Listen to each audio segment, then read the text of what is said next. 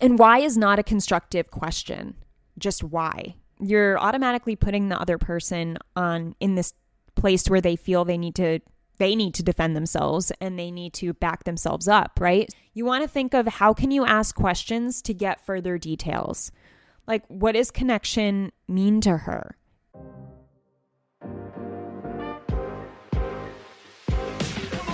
Welcome to What I Love About Sex, where some incredible guests and I, Steph Kanowski, will be bringing you the tools for improving your sex life with topics such as sex issues with your partner, sexual self-confidence, premature ejaculation, sexual shame, masturbation, sharing your fetishes, orgasmic pleasure, and more.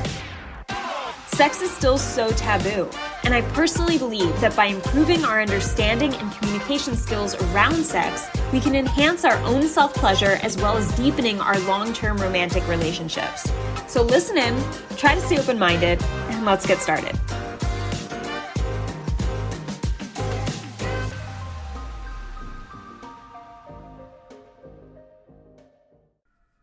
Hey guys, welcome back to another episode on the What I Love About Sex podcast. Before I dive into today's episode, I want to remind you guys to join the LTS Club. The LTS Club is a club I created, Let's Talk Sex is what it stands for, and it's for all you guys who want answers live from me on a bi-weekly basis. So if you're struggling with a current situation and maybe you can't at the moment afford one-on-one coaching, or you don't have the time for it, or you really just have a simple scenario where you're like, all right, I'm really stuck here and I don't know who to turn to or how to get perspective on this or how to proceed from here. I ask Steph my questions, get perspective, get the next action steps, and feel good moving forward. That is what the LTS Club is for. So if you're interested in joining, just click the link below. I will write LTS Club or Let's Talk Sex Club in the description. It will be really helpful. All right, so moving on to the episode. This topic is on what to do when your wife or girlfriend says she doesn't feel the connection anymore, right? And this information may come from her randomly telling you this, right? Like, hey, I have to talk to you. Here's what's up. Or it may come from you questioning her or initiating, and this is her response. So when she responds this way, how are you supposed to react in a way that's mature and not defensive, but constructive, right? Makes the conversation actually constructive instead of just shutting it down. When we're put on the spot and whatever's said to us is threatening our security, love is a form of security. It's kind of in a way threatening our safety, right? So we go into that fight or flight, we start to panic, and right away we either want to shut it down or we get really defensive where we feel the need to protect ourselves. We protect ourselves through words, through body language, and if we're put on the spot in a way that we feel we need to protect ourselves, most likely we're shutting down our body, we're shutting down the conversation, and we're using a tone and language and questions in order to shut it down. And therefore, it pretty much does the opposite with what you want. Like, if it's something you really want to work through, if it's a scary thing, you will immediately, naturally shut it down. So we don't want to get to the point of shutting it down, right? Especially if you want to understand it and you want to work on it, we need to open up the conversation, as scary as it may seem or as uncomfortable as it may feel. So I want to give you 3 points on how to tackle this situation when your wife or girlfriend says she doesn't feel the connection anymore. And I feel like every single episode, I'm like, my 3 steps, like every single one. But yeah, that's my jam. So it keeps it nice and simple. But also there's mindfulness and clarity around it.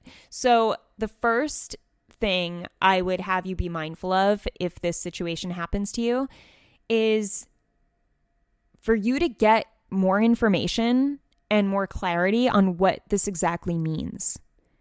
All right, because if she says she doesn't feel the connection anymore, how a lot of guys would respond to that would be like, why? And why is not a constructive question, just why. based on that. That's more of like if you ask the question simply why, you're automatically putting the other person in this place where they feel they need to defend themselves and they need to back themselves up, right? And we really want to create a trust and openness in conversations like this, because you need to open it up and work through it, not shut it down, right? So instead of just immediately saying why, you want to think of how can you ask questions to get further details. Like, what does connection mean to her?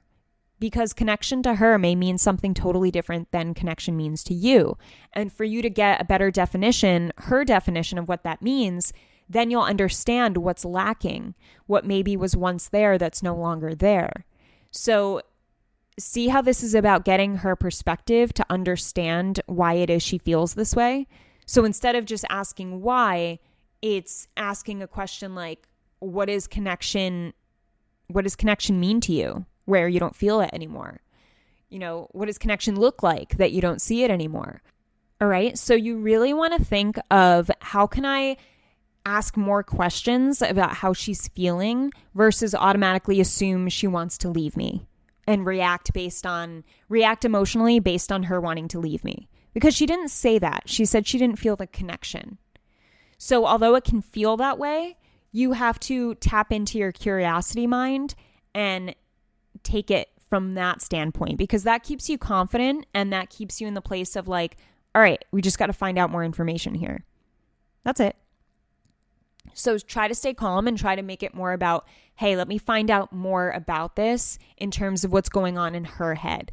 Let me try to really understand what's going on in her head versus protect myself because this is awkward as fuck and I hate this feeling, which is where we usually resort to. All right. Second point, when you're faced with this situation where your wife or girlfriend says she doesn't feel the connection anymore, is to express how you feel. All right. Because obviously it's important to understand how she feels and why she said what she said, but express and explain how you feel about the same scenario and why you feel that way. That shows her where you're coming from, and that might give her another perspective of questioning why she feels the way she does, or finding more confidence or security in your response for the relationship. It could really help. It could help you especially, right? Because you have to stand up for your needs and what you feel and know that it's very important what you feel just as much as what she feels, regardless of who wants the relationship more. And for you to express how you feel and what you think about what she said and what you think about the connection in the relationship is showing, hey, well, this is my side of the story. This is how I feel. Do you agree with any of that? And that opens a dialogue to, hey, okay, like I heard your side. I asked you some questions. Now I'm sharing my side. I'm asking you questions about what you think about my side. And now you're both learning a little bit more about where you guys are at. Okay? And I don't expect you to be a communication expert and have all this, be a top-notch communicator, because it's not easy to remember these things, especially in the heat of the moment. But if you can just get them in your brain somewhere right now, then you will be more mindful when the time comes of, oh shit, let me ask more questions. Let me try to be more curious here, right? That's what I want you to remember mostly. That's what this is all about, is get curious about what she just said. Don't shut down from what she just said. Be curious, all right? And then show your side. Express how you feel so that she has the chance to be curious about you and how you're feeling. Number 3 is end the conversation with a path forward. All right. So this is where what a lot of people fail to do. And I have a lot of clients tell me, or men come to me before they become clients, because they're like, I've had this conversation so many times and it gets nowhere. And I'll tell them, well, how does the conversation usually go? And they'll explain to me the regular cycle of the conversation. And it's like, well, it always starts like this. Then it usually has this in the middle. And then this happens. And then that's it. And I'm like, that's it? It just ends there? And it's like, yeah, we just like go on with our day. And I'll say, well, that's why it's not working. Like, that's why it feels not effective, because you're not ending the conversation with any path forward. You're not ending the conversation with anything different or implementing any steps or scheduling another conversation. Like there has to be something for moving forward that you can hold each other accountable to and give each other permission to do that. There's a much bigger difference between just ending a conversation at the point where it's like, all right, well, I'm just super frustrated. Let's just stop talking about this. Okay, fine. And it's like, I love you. I love you too. Like, okay, fine. It ended with I love you, but it still was not an effective conversation because there was no path forward. You admitted you were frustrated. You shut it down, and that was it. Most likely the same situation will come up because there was no growth. There was nothing built onto that situation that can impact both of you for the better next time. Right? So instead, if you were to end the same conversation and say, all right, I'm really frustrated right now. What do you think about having this conversation again next weekend? I'm going to put it in my calendar. See how that, and then you wait for the partner to say, okay, fine. Even if they say, okay, fine, it's an agreement and it's something that you put out there to revisit the conversation or, or create an action step where it's like, depending on what the concern is, so if it's a concern around affection or lack of affection and one partner is feeling lack of affection, then it would make sense to have an action step where it's like, all right, like I'm really frustrated right now. Let's pick this conversation up next week. Okay. Let's put it in our calendars. And in the meantime, I'm going to really try to be mindful of showing you affection at least once a day. All right. But I'm going to try my best every day. And then we'll just pick up on this next week. Or I'm going to give you a hug every day. All right. Would that feel like good progress for at least the week? And then we'll check in. Okay. Would that make you feel better? Okay. See how that's like a specific plan where it's not going to fix the issue of I'm not feeling enough affection, but it's a start. And it's something that is communicated that, hey, let's start implementing this. Let's also pick up this conversation because right now it's too frustrating. Let's pick it up next Friday. And you're specific about the day. And if you're specific about when you're going to pick it up in terms of that action step, it doesn't have to be a conversation. Whatever the forward action is, if you address that and say, hey, how about we do this next week? Because I can't talk about this right now. I'm getting too heated. And your partner says, okay, then you both have confidence that that can happen next week. But if you say you're going to pick it up next week, you need to. And if your partner calls you out and says, hey, it's next week, we were going to talk about this, you cannot be angry at your partner because you both agreed to that in a moment that was very vulnerable, right? So anyway, I'm getting deep into this, but do you get what I'm saying? Like the conversation has to end with some type of forward momentum. And it doesn't have to be a daily thing either. It can literally just be, hey, let's revisit this conversation. Or, okay, what do you think would be a great action step for us this week?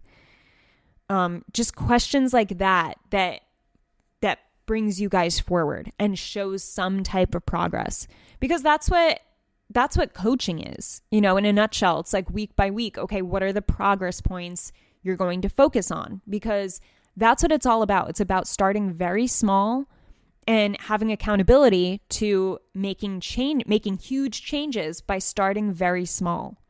Because you can't go from having no sex in your relationship to having sex 5 times a week. It's just not going to happen like that, right? Like eventually it could happen, but it's not going to happen overnight. So it's like, all right, what are the very first, let's rewind it all the way back to the very first step of making those 5 nights a week a reality, if that's the partner's goals, right?